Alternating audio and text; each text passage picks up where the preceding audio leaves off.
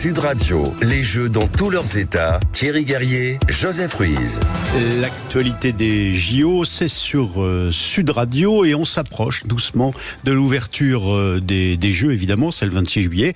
Mais c'est aujourd'hui l'ouverture du village olympique. Et on va voir que ça suscite le mécontentement, non pas l'ouverture des Jeux ou du village olympique, mais le fait qu'on ait décidé de pousser vers la province des SDF ou des migrants, ça met en colère certains maires qui sont loin de Paris, ou pas très loin d'ailleurs, Orléans. On va le voir dans un instant avec le maire d'Orléans, Serge Grouard. Bonjour Serge Grouard, vous êtes avec nous ?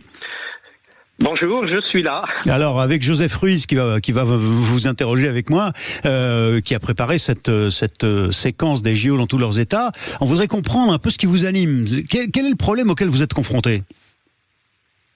Il est très simple. C'est que nous avons des cars de migrants qui arrivent régulièrement sur Orléans, j'allais dire en catimini, et qui ne sont pas du tout pris en charge, qui sont simplement, déposés dans un hôtel ou dans plusieurs hôtels pour 3 semaines.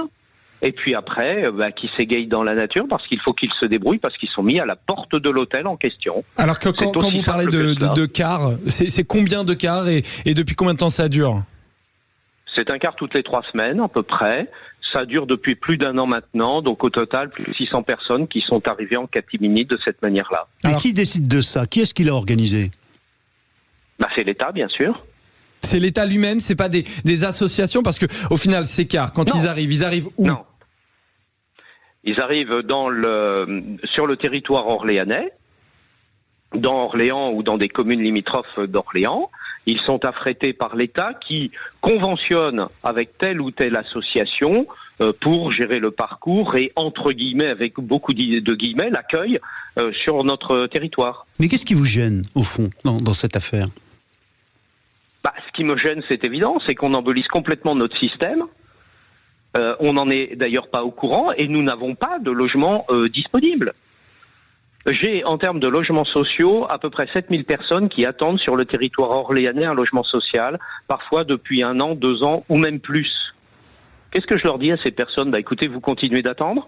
On verra plus tard. On a d'autres personnes qui viennent de débarquer, on ne sait pas d'où, en fait, on sait d'où, de Paris et de la région parisienne.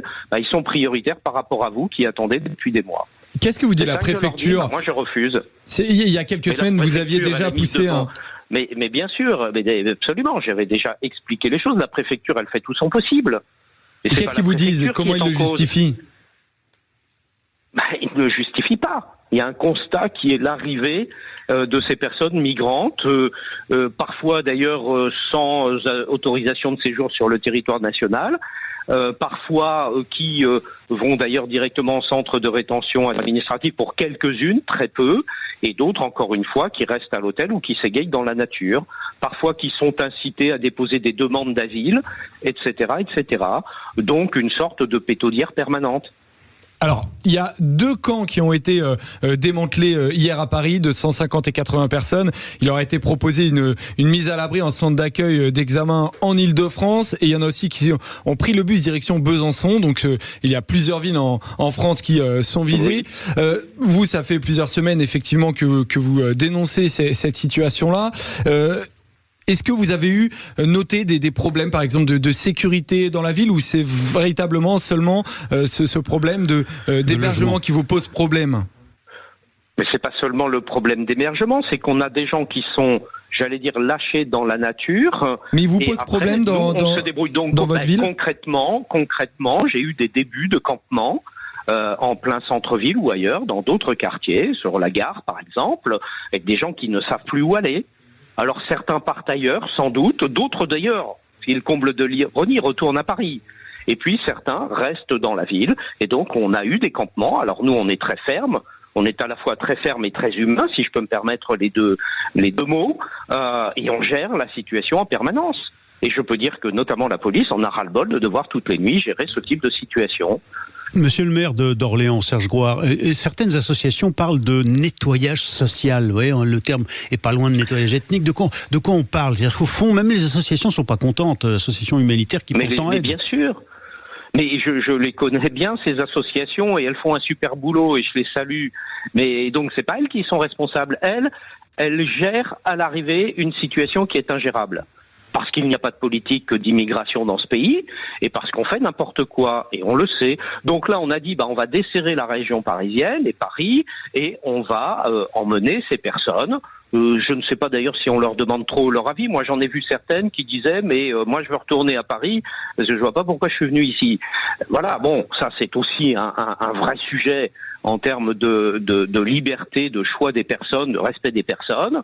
Et vous l'avez dit vous-même, elles sont réparties sur le territoire dans différentes villes qui ont été choisies. Pourquoi, pour qu'est-ce, je ne sais pas exactement, mais dont Orléans. Vous avez cité Besançon, j'en connais quelques autres. Et alors, qu'est-ce que vous dites au ministre de l'Intérieur, au fond? Parce que si vous deviez interpeller là, immédiatement, grâce à Sud Radio, via notre antenne, le ministre de l'Intérieur, Gérald Darmanin, vous lui diriez quoi? Et je l'ai déjà interpellé. Je lui dis qu'il est urgent de mettre en place une véritable politique d'immigration dans ce pays. On a des gens qui sont dans ce pays qui n'ont rien à y faire. Mais bien sûr que ça va au-delà des JO. Bien sûr, fondamentalement, oui. Voilà, là, c'est peut-être les JO qui révèlent le problème. Mais d'ailleurs, quand vous êtes sur Paris, vous voyez ces campements partout, autour du périphérique, sur le bord de Seine. Je les vois, je les ai vus moi-même, et tous les Parisiens le savent, et beaucoup d'autres. Donc c'est une évidence. Donc on a des gens qui arrivent, qui d'ailleurs, pour un certain nombre, n'ont pas d'autorisation d'être sur le territoire. Donc ces personnes-là doivent être expulsées du territoire national. Ouais. Ou alors, ce n'est pas la peine de me dire qu'il y a des règles en France si on ne respecte pas les règles. Monsieur le maire d'Orléans, un dernier mot en conclusion, en quelques mots. Vos administrés, qu'est-ce qu'ils vous disent? Ils le sentent, ils le voient ou... Bien sûr, mais bien sûr qu'ils le sentent et ils le voient. Bien évidemment, parce que c'est une évidence que je dis. Mais j'ai l'impression d'être le seul à dire des évidences dans ce pays. J'ai l'impression que tout le monde met le truc sous le tapis pour qu'on voit pas. C'est pas sur Sud Radio, en tout cas, parce qu'on en parle. Non, merci. Ça c'est pas... Je vous en remercie. Merci Serge Brouard, maire d'Orléans, d'avoir été avec nous en ligne sur Sud Radio. On continue avec les infos du jour. Dans un instant, les infos, et notamment l'ouverture du village olympique, mais aussi des menaces de grève. Alors des danseurs de la cérémonie d'ouverture. Et le préavis est déposé. On va revenir immédiatement avec Quentin Gérard. Vous êtes sur Sud Radio, ce sont les JO dans tous leurs états. Sud Radio, la radio des Jeux. Sud Radio. Sud Radio. Parlons vrai. Parlons vrai. Sud Radio. Parlons vrai.